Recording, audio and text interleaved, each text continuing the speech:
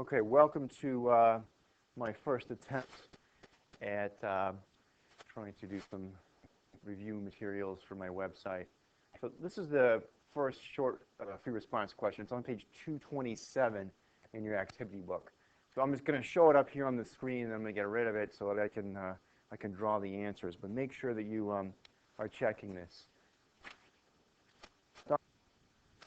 Okay, that interruption was brought to you by Max Donkel. Okay, so we're going to try to start this here. You can see it says the reserve requirement for the banking system is 20%. Currently, Third National Bank has no excess reserves.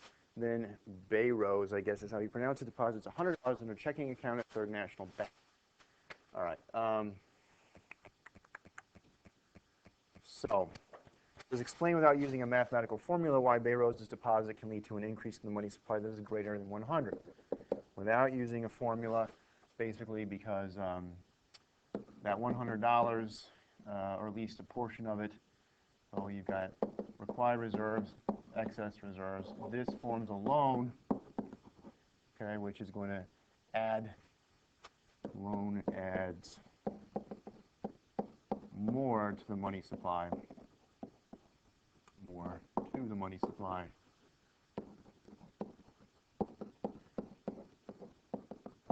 than the original deposit. Okay. He says discuss two limitations of this process. These are based on the assumptions. So we talked about the assumptions. Your book went into them in more detail. The first assumption that we're making is that banks loan out all their excess reserves. So one limitation would be if banks do not loan out all their excess reserves. The second limitation is also based on one of the assumptions we make.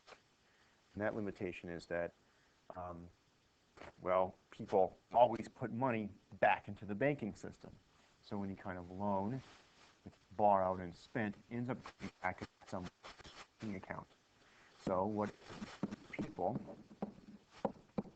hold cash and don't redeposit it. There you go.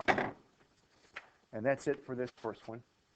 And the next one's going to be on pages 231 to 233, and I'll put that up in just a minute.